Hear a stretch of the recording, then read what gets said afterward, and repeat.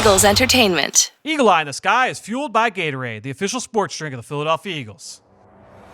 Anything that move, I don't care who it is. Let's go. Give me everything you got. Play fast, play hard. Let's beat these boys tonight in their house. It's party time. It's party time. Hey, here we go. Touchdown! You are listening to the Eagle Eye in the Sky podcast. Now here's your host, Fran Duffy. That's right of the week, and it was a tough one for the Birds as the Eagle Eye in the Sky podcast, fueled by Gatorade, continues. I'm Fran Duffy, and as always, I think we've got a great show for you here on episode number 273. At the top of this week's show, we've got Chalk Talk, where I chat with Greg Cosell about the Eagles and their Week 3 battle against the Cincinnati Bengals. A tie is a tough one to swallow, I know, and Greg and I are going to talk about the good and the bad from this game, as well as preview the team's Week 4 matchup against the San Francisco 49ers, all at the top of the show in Chalk Talk. Before we get going, though, just a quick reminder, if you haven't lately, please jump on Apple Podcasts or Stitcher, leave us a rating, leave us a comment. If you leave us a question, I promise that I will answer it here on the show. If not on our early week episode with myself and Greg, then for sure on our late week episode with myself and Ben Fennell, where we always dive even deeper into the Eagles' upcoming matchup. You can also catch Ben and I, by the way, every single week, twice a week, over on the Journey to the Draft podcast, driven by AAA. We are talking college football, all the top draft prospects, who are going to be the top players in next year's NFL draft. We were talking about it every single week, not just myself, but Ben Fennell, Dane Brugler, Ross Tucker, rotation, Rolodex of guests every single week. So make sure you go check that out on the Journey to the Draft podcast, driven by AAA. All right, enough of all that. Let's dive now into our chat with Greg Cosell. It's time for Chalk Talk. Let's get down to business. It's time for Chalk Talk. Well, back again for another segment here on Chalk Talk on the Eagle Eye in the Sky podcast, fueled by Gatorade. My friend Greg Cosell. Greg, welcome back to the show. Welcome to Week 4. Yes, it is Week 4, and so far so good. So I'm looking forward to Week 4, Fran, as I'm sure the Eagles are. Yeah, no question. And look, it's obviously, as I mentioned at the top, it was still kind of weird to say the Eagles coming off a tie in Week 3 against the Cincinnati Bengals. I have not been here working for the Eagles when they've ever had a tie, so this is certainly a first for me. But I think when you look at this game, a lot of takeaways, and I think there were some good and some bad, certainly, Greg. And watching the film, I guess offensively, and we'll start on that side of the ball. It all starts obviously with the quarterback, and he's still, we're talking about Carson Wentz. It's still an uphill battle for him right now. He's still trying to, find that timing, find that rhythm. He was under pressure for a good chunk of this game, especially early in the first couple quarters, and he just really could not get into a rhythm for much of this game, at least throwing the football. Yeah, he's finding it all right now, and I remember through the years, when I worked with Ron Jaworski, and he'd be here every single day, and I learned so much from him. I started working with him in 1990, and he would always talk about when you're struggling, and he said all you can do is really rely on what you've been taught, rely on your fundamentals, your mechanics, and just keep going out there and doing it. He says if you're talented, and we know Carson Wentz is, you will get through it. So all you can do is just keep going out there and playing. I mean, we're not going to sugarcoat it, Fran, because the tape doesn't lie, as you well know. So we're not going to sit here and say that 2 or 3 really good throws make for a great game. But you hope that you did see some of those throws. Obviously, there were missed throws. And I think you're seeing a quarterback that clearly, if you just, again, this is not an X and O point, that is probably just a little uncomfortable now, and you just have to keep fighting through it. Look, I'm not a professional athlete. I did play sports in high school and college. And, I remember in high school when I started off my senior year really poorly in baseball after having a great junior year. And, you go up to the plate and you feel like you're never going to get a hit again, ever in your life. Right. And of course it doesn't work that way. Yeah. You just got to keep doing it. And if you're talented like Wentz is, it will come back.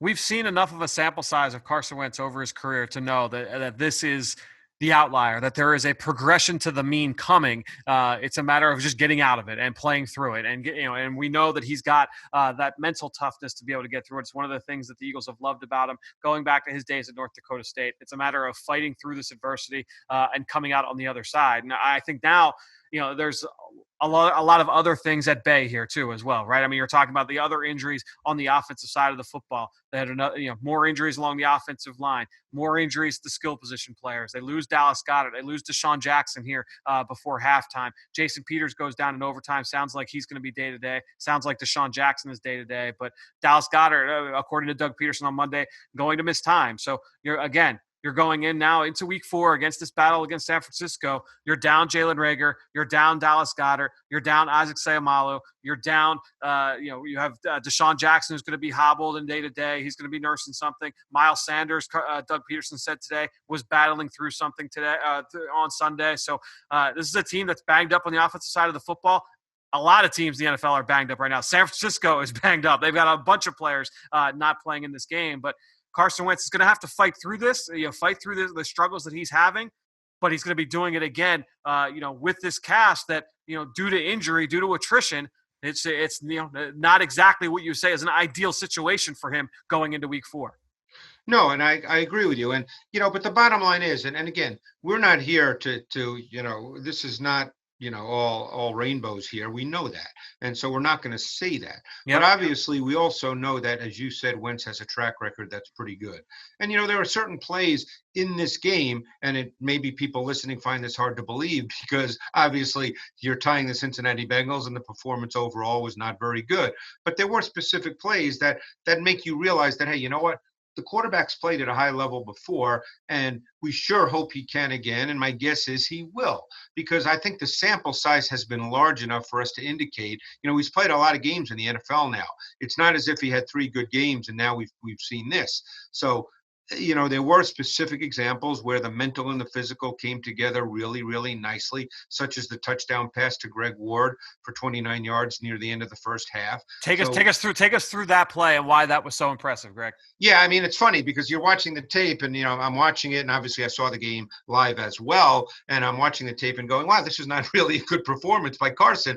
And then you get to that play, and I'm seeing what the Bengals did. The Bengals show man coverage, and they show it really clearly because they had their slot corner, Mackenzie Alexander, run with Burnett's return motion.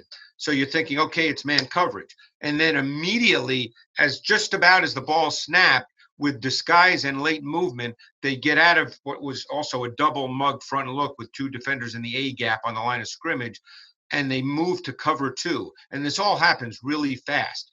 And Carson recognized all this immediately, and he knew in cover 2 that one of the openings is the hole shot on the sideline.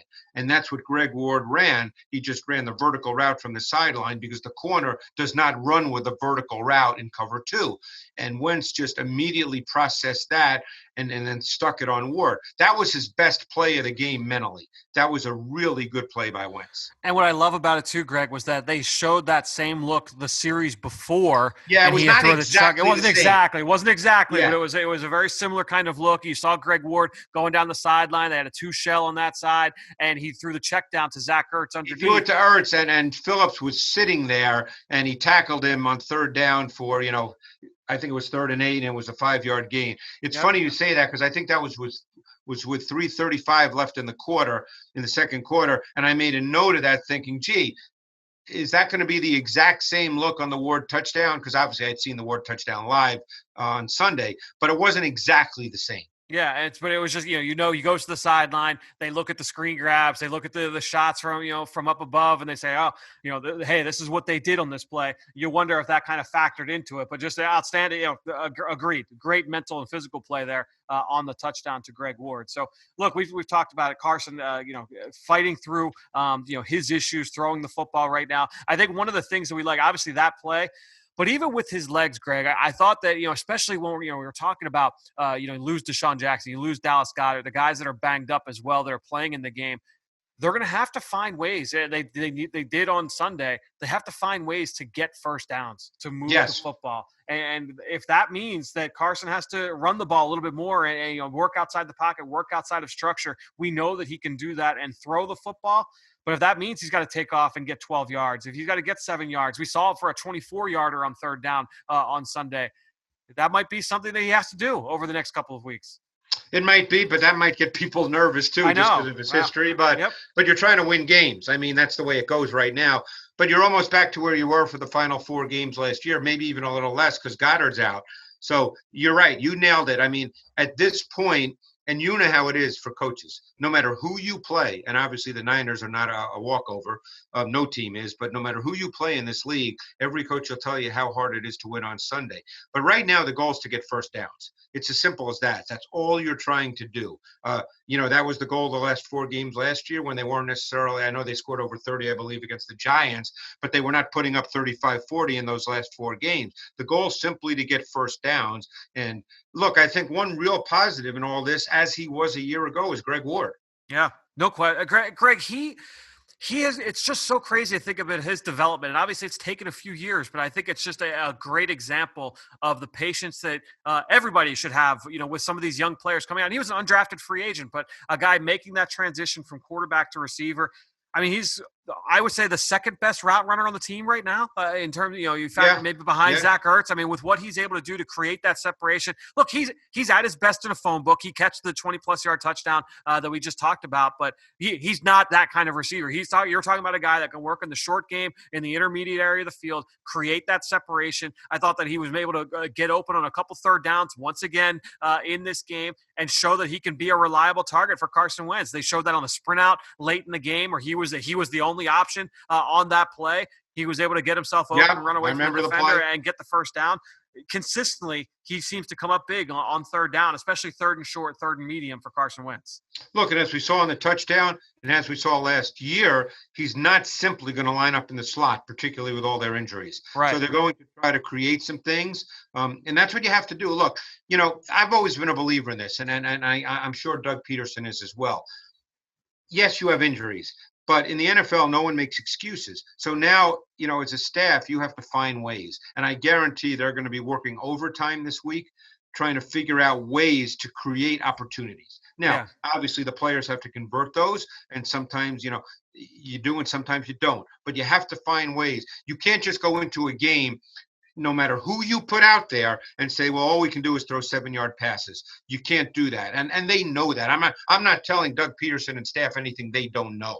It's funny you say that, Greg, because one of the first things he said today in his press conference, Doug Peterson, was that, moving forward, we have to find creative and unique ways to use all of our players on offense, the tight ends, the runners, obviously, with Carson. We've done this before. We did it at the end of last year.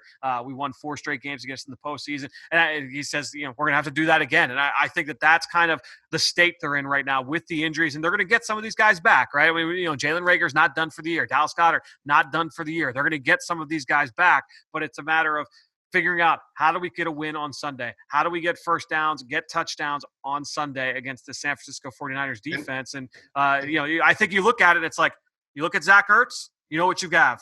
You look at Greg Ward. I think you kind of know what Greg Ward is. We know what Miles Sanders. Yep, we know what Miles Sanders can be for this offense. Now you look at the other complementary players. What can they do with Boston Scott? What can they do with Richard Rodgers? What can they do with John Hightower? What can they do with 78 snaps this week? J.J. Arcega-Whiteside had the injury, came up late in the pregame process yesterday, so he was still active, only played a handful of snaps. But, he said Doug Peterson said he's day-to-day, so if he's healthy, how do you use him? You look at Jalen Hurts. How do you try and maximize what you get out of all the guys that are active for the offense and the skill position player position groups?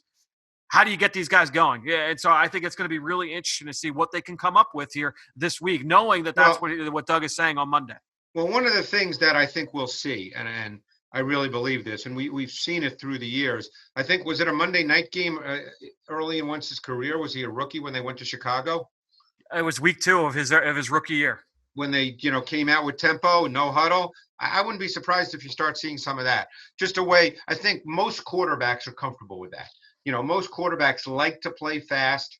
It's like pitchers of baseball. Most like to get the ball and throw it. Not all, but most. I think Carson likes to play that way. I would not surprise me at all to see the Eagles do some of that. Go no huddle, and again, when you go no huddle, that doesn't mean you're tossing it down the field 40 yards, but just get some tempo to their offense. Yeah, Doug Peterson actually said that in his press conference as well today, that, tempo is a good way to kind of unclutter things for the quarterback, simplify things, and really just let you play fast, and that's what, when you're talking about, creating some of those simple throws, some of those layup throws like that can come from those kinds of scenarios. And, you go empty, you go hurry up, try and get as much information as possible, keep things simple, and move the football. And we'll see. And again, going back to some of these things, like I'm interested to see what the package looks like for Jalen Hurts moving forward. In week 2 against LA, he was a decoy on 3 plays, where you saw him in backfield actions, you saw him line up in the slot, you saw him out wide. And then this week you see him 3 plays in the backfield and used as a runner. And I think, I'm interested to see how that continues to grow, because they need to get creative with all the guys at their disposal. Yep. Jalen Hurts is a guy at their disposal and what they can do with him. Now he's got to take good care of the ball, put the ball on the ground one time on Sunday. You can't have that, obviously, with the turnovers with this Eagles offense. But again, just trying to figure out ways to use all the talent at their disposal. No, and I think right now you're at the orchestration point. You've got to orchestrate plays. You can't just rely on talent for plays to happen. You have to orchestrate and manufacture plays. Yep, no question. And so I think when you look at a couple of these guys, they were able to orchestrate some nice things in the run game. And Doug Peterson said that Miles Sanders was fighting through some things, for on the injury front late in this game. But you saw a lot of different run schemes, especially early. We saw the wham trap play. We saw a couple tackle traps in this game. We saw the draw play. Eagles not historically a big draw team, but they got a draw for a first down. You had that really nice misdirection run where they pull the left guard in the center going left, and they send Miles to the right to kind of mess with the second level defenders. So they did some nice things in this game, and they had some other misdirection runs in there as well. It was just a matter of Miles being healthy and the situation kind of presenting itself for the run game. And I think they'll have to do that against the Niners. Yeah. Even with their injuries, they're a very good run defense. Yeah. They're very good at linebacker. And I think they'll have to, again, same point, is they'll have to be creative in the run game. They can't just line up and hand it off. They're going to have to try to find ways to play with the eye discipline of particularly second level defenders. And we'll get to that Niner defense, but they have 2 really good linebackers in Fred Warner and Quan Alexander. No doubt. And it goes without saying, obviously, getting Miles involved in the passing game as well. The screen game just not clicking for this team right now. So trying to get Miles involved in other ways in the pass game would be a huge benefit. Obviously, Carson missed him on that vertical shot play, on the double move outside the numbers. But they will need to find different, other ways to be able to get him involved as a pass catcher. Zach Ertz really came on, especially from the second quarter on. After Dallas Goedert left, you saw some big plays for Zach Ertz. You mentioned the rookie John Hightower playing, almost 80 snaps in this game. Yep. I thought he had some mental errors, some assignment errors that he's going to have to get cleaned up. But some nice things down the stretch, especially in the fourth quarter. Had a couple, important drawn penalty flags on the final drive to tie the game. I think he had a catch in overtime as well on a slant route. So, some things from John Hightower again. With all these young guys, just trying to put them in the best position to be able to help this football team moving forward. Yeah, and people, obviously Hightower's got to play now, but he was a 5th-round pick. When you look, you hope all your picks work out, but 5th-round wide receivers normally are not meant to play 60, 70 snaps a game in the NFL. Yeah, it's and he's still figuring it out, and hopefully J.J. Arcega-Whiteside can be healthy, and we can start to see some of the things that we saw from him over the summer, where he had a strong training camp. But that obviously remains to be seen once the live action has begun here over the last month. All right, let's get to the offensive line. Look, it was a different offense, three different games, 3 different offensive line combinations. Matt Pryor comes in at right guard. Nate Herbig goes to left guard. Jason Peters leaves the game in overtime. Jordan Mailata steps in at left tackle. What do you think overall of the offensive line performance? I thought, Jason Peters struggled, especially early in this game in the first couple quarters with Carl Lawson. They were able to create some lanes in the run game, but overall, the pass rush for the Bengals able to get to Carson Wentz a little bit more often than you would hope coming into this matchup. Yeah, and I think that's a little bit of a concern, and that also limits what you feel you can do, Fran. We always talk about taking shots, and I'm a big believer in that, but you got to be able to protect to do that. And I think it's a little up and down right now. It's a little erratic. It's good. That's an area that's going to have to be better, or else, what happens? You get stuck with quick game kind of throws, and those throws are not deeper throws normally. I mean, the fade balls you can still do, but I mean, anything you want to do where you run route concepts like a dagger, things that are intermediate level type throws, vertical type route concepts, those are hard to do if your offensive line's not protecting well. Yeah, no question. It's something that certainly is going to have to get corrected moving forward into the next few weeks. Let's go to the defensive side. Defensive line, 8 sacks, 18 quarterback hits on Joe Burrow. We talked last week. It's tough. It's hard to get a pass rush going against boot action, and when the LA Rams are executing that offense the way that they were, I wouldn't put last week's game necessarily on the pass rush. But being able to see them against Cincinnati, obviously the offensive line, not one of the best in the NFL, but certainly that's what you want to see, is that in that matchup is the defensive line do exactly what they did against that Cincinnati front. No, and I thought they got the pass rush cranked up in the fourth quarter and overtime. Yeah. Cox had some good pass rush snaps. Graham had some dominant snaps. They really did get it cranked up with their 4-man D-line pass rush. And you know what? You almost want to say that you were expecting that, because that group for the Bengals is not very good, particularly the interior 3. And by the way, for the Niners, that you have some options there as well, and we'll get to that. But no, that's something you really did want to see, and they got it cranked up pretty good. Yeah, I thought they did some good things in this game. We talked stunted more too, Fran. They stunted more. They did, and they did some good things with their alignment. They showed some looks pre-snap to try and attack the Bengals' empty protections, their 5-man protections, and create some favorable one-on-ones. We saw that in the sack for Derek Barnett in the second when he was quarter. matched on the tight end. Yeah, they did a nice job. I mean, and the thing is what's his name? Burrow recognized all that, and he called the tight end in to pass protect, which was absolutely the right thing to do. But then Barnett just beat the tight end. Yeah, I mean, that's a win when they're bringing a tight end to block the DN one-on-one. You're taking that as a win, but it's still up to the coverage to be able to force the quarterback to hold on to the football. The Eagles drop both linebackers out. You've got 5 offensive linemen against 3 defensive linemen, and then you've got the tight end one-on-one with the DN backside. Like that's exactly how it should be drawn up. The Eagles did a great job of attacking the protection scheme and getting the matchup they wanted. And then Barnett able to take advantage of that. We saw a sack from Josh Sweat in this game, which is a really nice pass rush move in the opening drive. You mentioned that the I thought that was on Burrow. Yeah, I mean, he had a guy on the Burrow right had Tate wide open on the pivot route versus LeBlanc and he had time to make that throw. I don't know. He could tell you why he didn't turn it loose. But Sweat did make a really nice move. I kind of wondered if it was like if he wasn't expecting that kind of leverage, because the Eagles had came out too high shell to start that play, and then rotated out because Jalen Mills rotates down, he takes on the back. I have to look. I wonder if LeBlanc kind of changed his leverage and he wasn't expecting. Possible. He wasn't expecting that.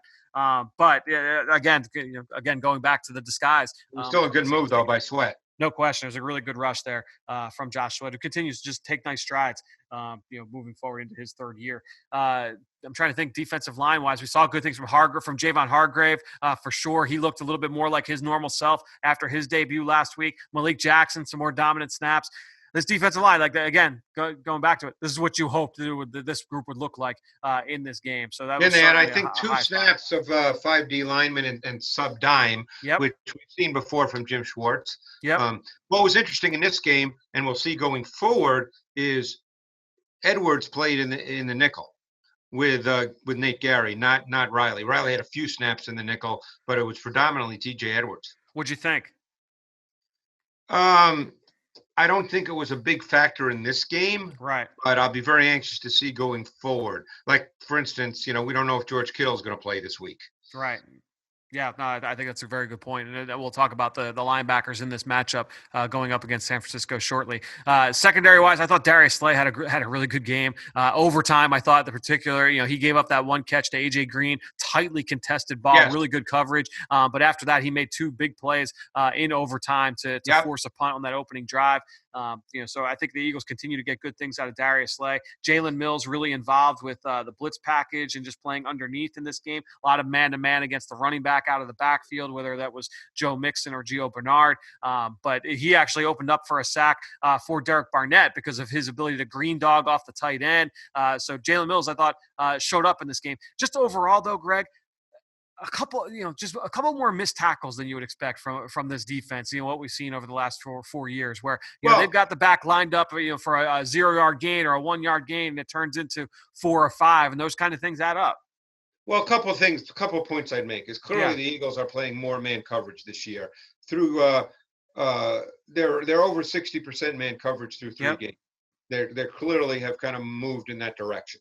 Definitely. Secondly, again, if you're just looking at the tape and being realistic, and this is what coaches have to do, is there were 2 throws, and if you're a Bengals fan, I would say this is a little concerning, where Burrow had Higgins, where Higgins beat, it was, one might have been Maddox, one was Roby for sure in overtime, where the ball just kind of hung and lost energy on the back end. And if those balls did not hang and lose energy, those would have been big plays. But hey, look, that's football. That's the way it happens.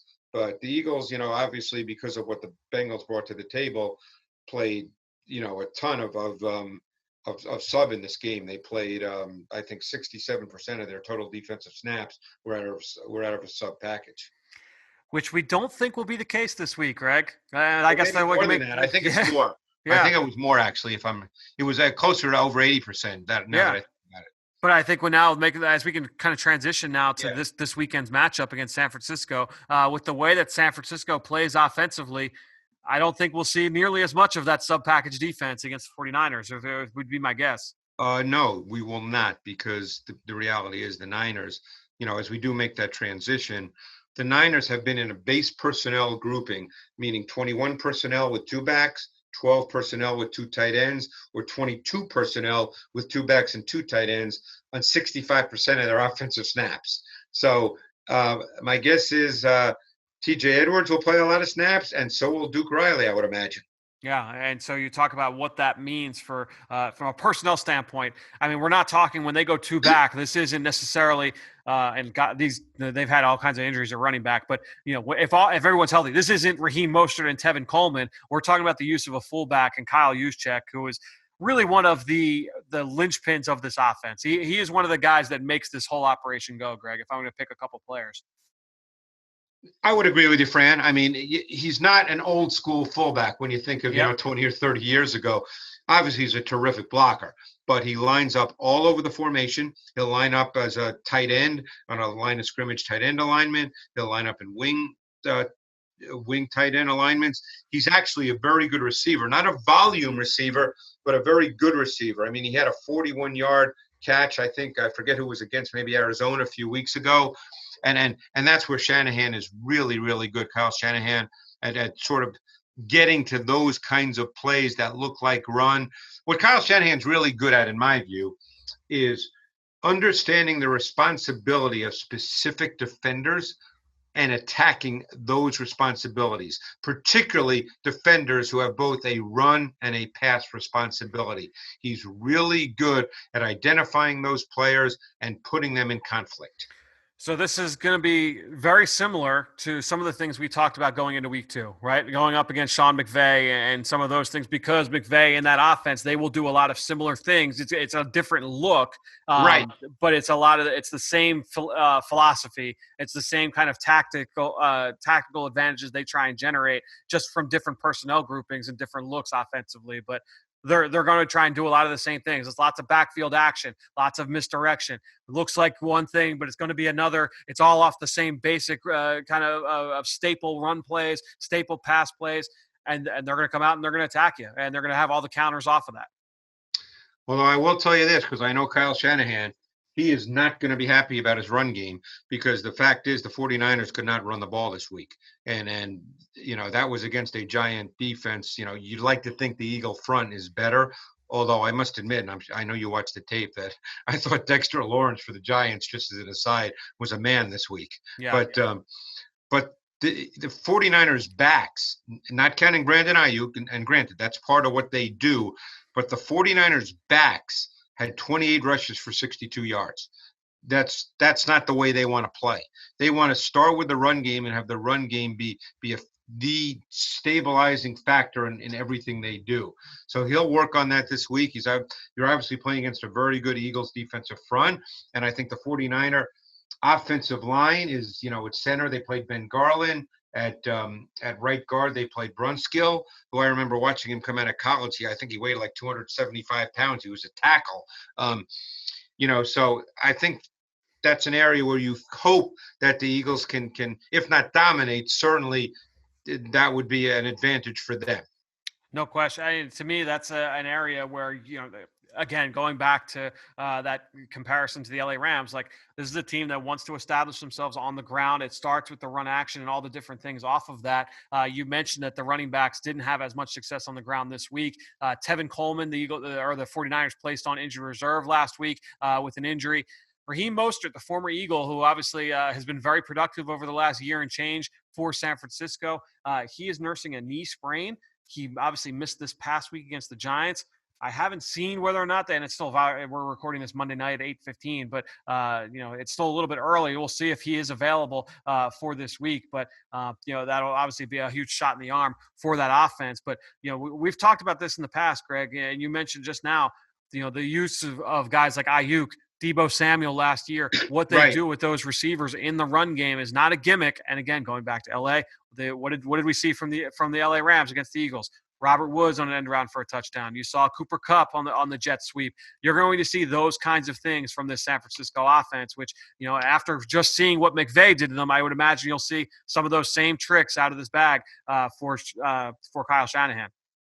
Yeah, and who knows? From everything I've seen today, they say Deebo Samuel should be back at practice Wednesday. Whether that means he plays, we never know that just because the guy's back at practice. But getting to your point, we saw what they did in the Super Bowl with Deebo Samuel with those orbit reverses and jet sweeps. We saw Ayuk last week have 2 jet sweeps on the first series of the game, and that sets up so much else because now you're concerned about that because the Niners use motion as well as any team in the league. And then we know he scored on an orbit reverse later in the game, which looked exactly like a gap scheme counter run. And by the way, I thought they ran more counter and more gap scheme, of which counter is a part, more gap scheme runs this week than the Niners normally do. I've been studying the Niners for a long time, and normally they're a zone team, but they ran a lot of gap scheme this past week. Interesting. But the point I'm making is ultimately those kinds of plays are not gimmicks. Right. They're misdirection plays. You have to be really conscious of splits. That Ayuk touchdown on the orbit reverse, he had a reduced split. Those are alerts to a defense. That's film study leading up to the game. Those are all things you have to take note of when you play the Niners because they're so good at motions and formations and alignments. One big loss that they did have in this game, Jordan Reed, the tight end, who had a huge week 2, twisted his ankle and actually had a knee injury. Sounds like he's going to be sidelined for a handful of weeks here for the 49ers, and a guy that just has not been able to stay healthy. But he looked very good in that offense in place of George Kittle. We don't know, as you say, since we're recording Monday night, is George Kittle's status. Right. I'm actually that looking at him now. Changes their offense 1,000%. How does it change the offense, Greg? Well, Kittle, to me, is the best tight end in the game. And besides being the best blocking tight end, he's also incredibly athletic, and his ability to run intermediate routes, vertical routes, run after catch. His run after catch is really as good as any in the league. But they use him on vertical route concepts. So, without Kittle, and certainly if we know Jordan Reed's out, then you have Ross Dwelly at tight end. I don't know who is the next man up after Dwelly. I think they have Charlie Warner, who is Charlie Warner, the rookie from Georgia. That's correct. Yep. And he's had some welcome to the NFL moments, which in a couple of games this year. He's an interesting prospect, but hey, he's a rookie tight end. That's right. Kittle is if he goes, that kind of, I think, changes the equation a bit for the Eagles and how they have to prepare and defend because Kittle is like I said, he's the best tight end in the league. And to me, Kittle was supposed to be a game time decision this past week. They declared him out beforehand. So, look, if he was going to be a game time decision for week 3, chances are, I would say the chances are he's going to probably play in this game in some way, shape, or form, Greg. And obviously that's barring any kind of setback during the week of practice. But we'll see. And the reality is, coaches take this week to week, obviously, but, they want to get on a roll because the Niners have some tough games coming up in a couple of weeks, and they want to face those those teams that are in their division and other teams. I think they have New England coming up as well. They want to be on a roll here. So look, and you know how it is in the NFL, Fran. If you can play, you play. No one says, "Oh, sit out. You're okay, but we'll just sit you out another week." That doesn't work like that in the NFL. Especially George Kittle. He doesn't come off to me as a guy that's going to sit out if he doesn't have to. And just real quickly, I mean, looking at you talk about the base personnel and those versatile pieces. You look at Kittle, you look at Juszczyk. We talk all the time about the 12 personnel with the Eagles and what that does to mess with opposing defenses. And I think when you look at the versatility of those two guys and their ability to come out in 21 or 12 or 22, I think that really allows you as an offense, because Juszczyk can line up in the backfield and they can come out and run, or he can line up out wide and run routes like a receiver. And it's the same thing with Kittle. But I guess to an extra extent, I guess it's a little bit tougher when you're dealing with 21, because there's even a little bit more respect for the run threat. It's a tough group to be able to match up to when they're all clicking, when they're all healthy. I have one final question for you for the offense in terms of the skill guys. Obviously, it matters, but does it matter necessarily in terms of the execution of the offense if Jimmy Garoppolo is at quarterback versus Nick Mullins? Again, it's Monday night. We don't know what Jimmy Garoppolo's status is, but your thoughts on just the Jimmy Garoppolo to Nick Mullins transition and back? Well, I did a deep dive this summer on Garoppolo. I like Jimmy Garoppolo a lot. I think he's a good quarterback. This is a highly, highly schemed offense. And I don't want to say anybody could run it because that's unfair and not true. Yep. But I think that it's so well schemed that it presents the quarterback with real good opportunities to be efficient. Look, we know that Nick Mullins is not a big arm guy. He's not a physically imposing guy. He doesn't throw it as well as Jimmy Garoppolo. There are some things Garoppolo can do that Mullins can't. But Mullins can run this out. He ran it 2 years ago very well. In fact, the Niners were not good that year in terms of win-loss record. And for people other than probably 49ers fans, no one knew who Nick Mullins was.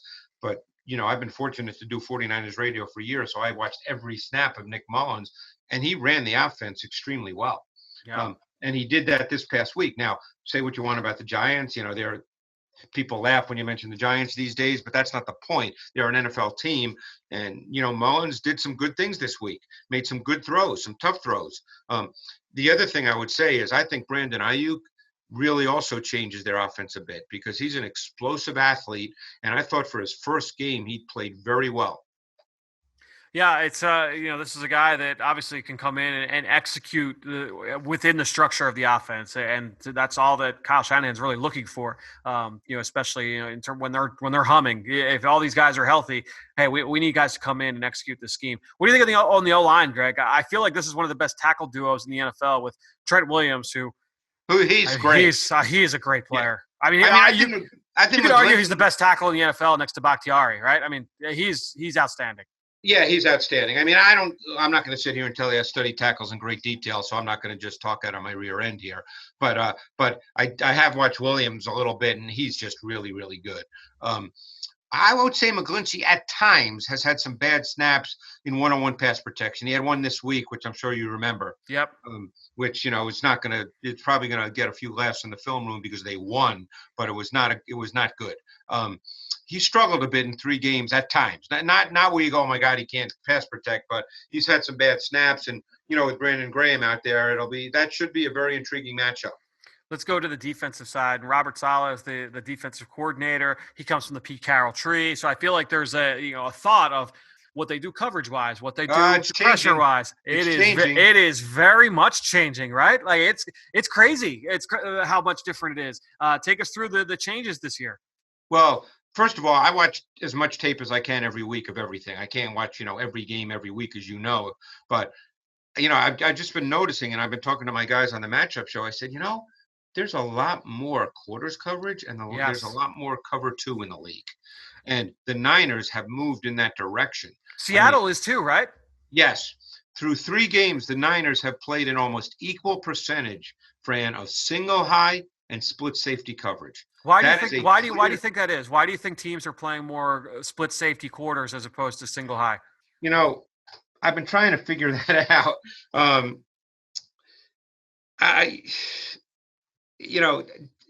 I don't know. I really don't at this point. I feel like I need to watch more. I mean, I know what quarters does. Quarters gives your safeties, far more in the run game, and but everybody, of course, says it's a passing league. But, I think those are just platitudinous statements that Right. sometimes mean things and sometimes mean nothing. But it's a clear change. So many more teams are playing more quarters coverage now. I kind of wonder if it's like, I think a lot of people say, all right, well, you play cover 3 to give you an extra number in the box and, help against the run. I feel like quarters, you've got the safeties are going to be part of the run fit. They're going to have part of the run fit. Yeah, they're going to have run responsibility. I've just always felt with quarters that it can be tough to play a lot of quarters unless you major in it, right? Like you talk about like the Ron Rivera and, you look at up in Buffalo with Sean McDermott, like those teams have typically played quarters. And when they're clicking, like those guys, they master quarters, like they play it and they play it really, really well. And the teams that just kind of like, we play a little bit of quarters. That's where you see the bust typically, because it's a tough coverage to play. I think one of the things with quarters that you do see, not with every team, but I like it. And I remember talking to some coaches about this. A lot of teams are now coaching in quarters for their corners to play more man technique. Yeah. Because otherwise you can get stuck, as you well know, without going into like an X&O seminar here. I know you know what I'm talking about. But the thing with quarters, particularly if you're getting a 2x2 set or even just twins to one side, is if number 2 runs vertical, okay, that's the responsibility of the quarter safety to that side. So if your outside corner is playing with outside leverage and then number 1, let's say, runs to the post, you have an outside leverage corner with no safety help. Basically, there are so many big plays every week in the NFL where it's like, the corner is just passing the receiver off to nobody. And people say, like, oh, well, what's going on? A lot of the times it's quarters coverage. Right. So it can be tricky. Yeah. So I think, quarters essentially, as you well know, and again, we don't want to get into a seminar here. We want to get back to the Niners and the Eagles, but quarters is maybe one reason teams are playing it more, as we're just discussing it, is there are matchup principles to it far more than there are in cover 3. Yeah. So I think there's that man element to quarters that does not exist in cover 3 the same way. That's probably a very valid point. So, again, a little bit of a change in the guard with Robert Saleh in San Francisco. We mentioned Pete Carroll. To me, from what I've seen, Seattle's playing a little bit more quarters than I've ever seen them play in the past. But getting back to this defense, the other big thing too is that this isn't just 4 guys get up the field, and even when all their guys were healthy, when Nick Bosa was in there, you get the third down. It's a variety of different pass rush looks. You go 5 over 5. They were one of the biggest 5 over 5 teams last year with that diamond front. You get nickel pressures. You get double A gap looks. You get lots of stunts. Even with those blue chip defensive linemen, they'll drop defensive linemen into coverage on man exchanges and zone pressures. I mean, they do some good things from a blitz standpoint. Yeah, and one of the things they do, they didn't do a ton of it this week, and maybe it's because they have, they've had to make some changes on their D line. Who knows? Maybe with another week they'll do it against the Eagles. But they did it a ton last year and through the first couple of games is those tilted fronts. Yeah, a ton of them. Yeah, they didn't do a ton of them this week. Yep. And they love Fred Warner. He's kind of the wild card linebacker who kind of roams, opposite the front. He could be a 3 technique rusher. He could show it, then back off. And then Fred Warner is just, to me, I don't know your top three linebacker in the league right now. I was just going to say that. Yeah. He's a top 3 linebacker. And because the Nick Bosa got hurt, obviously, but because of Nick Bosa, because of what he did in the Super Bowl, because of Richard Sherman being there, not a lot of people talk about Fred Warner, but he is a great, great player. Unbelievable in coverage, high energy, really violent player. I mean, with him and Quan Alexander, they might have the best linebacking duo in the NFL. I mean, I guess it's with Seattle, right? With what they've got with Bobby Wagner and KJ Wright. But I mean, those guys are really fast. They're athletic. I'll tell you one other team, by the way, just for talking ball. Yeah. Is Matt Milano and Tremaine. Yeah, it's a good one too. Yep, sure. Really, really good nickel duo. Yeah, no, it's a good point. But I think you look at these two guys and they're a fun group to watch. They're a fun pair to watch. Quan Alexander missed the miss. And just from a personal standpoint, don't know the guy individually, but I loved him coming out of college, and he's been snake bitten. It was good to see Jason Verrett back out there. That's a good point. Yeah, I that's mean, true. I loved him coming out. I thought he was going to be a great pro, and he just got Yeah. snake bit with injuries. But that kid, and again, who knows what he had left? He ran a couple times with Darius Slayton on vertical routes and looked okay. Looked fine, ran with him. But I thought he'd be a big time corner coming out of college. Yeah, he's obviously the injuries have just been too much for him. And at corner, they've needed help, right? I mean, that was a little bit of a sore spot for them last year, even though they went to the Super Bowl. They're down Richard Sherman, who's on injured reserve. Mosley got hurt this week.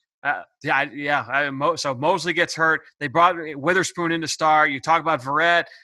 They're hurting on the outside corner They spots. brought back Deontay Johnson, who they drafted a number of years ago. That's right. Was kind of a hybrid safety corner, I believe, at NC State, Yeah. and has the trait. Always looked like he had the traits to play corner. Never quite worked out, but he's the one who replaced Mosley this week. Yeah, that's a good point. And then they've got the two safeties in Jimmy Ward and Jaquiski. Good players. Yeah. Tell us about those two guys and what they bring to the table. Well, Ward has corner skills because Yep. Ward played some corner in college. And, one thing that they've always done with Ward, going back to last year, maybe even the year before, is when teams line up in 3-by-1 sets with, and I think you'll probably see the Eagles do this, where the tight end is the single receiver to the short side of the field. They are really, really comfortable with Ward matching up man to man on the wide receiver who's number 3 to trips. They're totally comfortable with that because Ward has corner skills, and this way they leave a corner on the tight end. And, again, we'll see what the Eagles do. Obviously, they were big on 1-by-3 sets this week. They did it at times out of 12 personnel with Richard Rodgers, but if they choose to do it out of 3 wide, it would not surprise me at all if the 49ers play man, if they leave a corner on Ertz and just match up Ward to the number 3 wide receiver at trips. That's a good point. And that's something certainly to watch in this game. And Jaquiski Tart, a very Good physical player. Downhill player. Yep. Yeah. And the other thing, again, this comes back to film study, is one of the things is Ward is a good blitzer. And a lot of times when you see Ward in the box and Tart, the single high safety, that's an alert, for Carson and the O-line. It's not just Carson, it's everybody, that Ward could be blitzing. They like Ward in the box to blitz. Yep, that's a good point. That's a really good point. And he's got that burst to close. Kawan Williams at the nickel corner, good nickel corner. For them, that's probably their strongest cornerback play, honestly, is from the slot with Williams. Let's go to the defensive line. Obviously, they lose Nick Bosa. He's a great player. Oh, my God. Yeah, he's a really great player.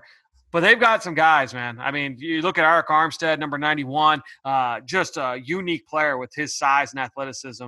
Very versatile skill set, can line up outside and win as well as he does inside. He's a really smart pass rusher. He's never deeper than the quarterback. He just wins in a couple different ways. And then, you look across that line. Javon Kinlaw, they took in the top 15 this year to replace DeForest Buckner. And man, he's looked good, man. I mean, the timing with his hands is a little bit off as a pass rusher. He's not all the way there yet, but he is so long. He is strong. He is powerful. He's got a high motor. He plays with high energy. He's just a handful to block in the run game and in the pass game. Just consistent knockback on contact.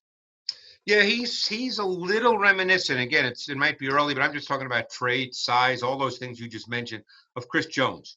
Yeah. And, and the other thing, it was fascinating to see Ziggy Ansah and Dion Jordan getting meaningful snaps this week. That's what they brought both those guys in after the injuries to Bosa and to Solomon Thomas. And, the D Ford, I think they like him coming off the bench in an ideal world. Kerry Hyder is the guy, 92. He does not look the part, Greg. This has been the case in Detroit. It was the case in Dallas. It's the case now. But he's a good football player. Like he is always around the football. He's a technician. He's versatile. He can line up inside and outside. He's a nice player. He's a really nice player. And DJ Jones at nose tackle is a guy I've always liked going back to Ole Miss. High effort, spark plug, kind of nose tackle. D Ford, I mentioned earlier, they like him off the bench in sub packages. They will move him around. They'll stand him up over centers and guards. Really effective on stunts, but he wants to win with speed and just run by people. That is his game. He's been banged up with injuries a little bit, but he's got the ability to be a real threat off the edge. And you mentioned they picked up the former top 10 picks there in Dion Jordan and Ezekiel Ansah, former Jim Schwartz defensive end, to rush off the edge with those guys. So it's a deep group along the defensive line. And like I said, they come at you in a lot of different ways, a lot of different pressure looks on third down, lots of stunting. So it's going to be a big assignment week for the Eagles offensive line as well. Yeah, I agree. I mean, this is just because Bosa's out, and even Solomon Thomas, who's was a solid player, not a great pass rusher, but just because Bosa's out, you can't just assume that this group now isn't any good. I mean, they have some good players. You mentioned Jones. He's another one of those sort of stoutly built guys that is really light on his feet. Like he's not at the level of a Grady Jarrett in terms of his production, but he's got that kind of movement. He's very light on his feet for a man built like that. I would agree. Well, Greg, this is it's going to be a matchup. It's going to be interesting to watch and see how the Eagles are able to put this together offensively. See if the defense can kind of build off what they did in week 3 against a really tough matchup with the San Francisco 49ers. We'll talk about it next week right here on the Eagle Eye in the Sky podcast, fueled by Gatorade. Thanks for joining us here for more Chalk Talk. All right, Fran, appreciate it.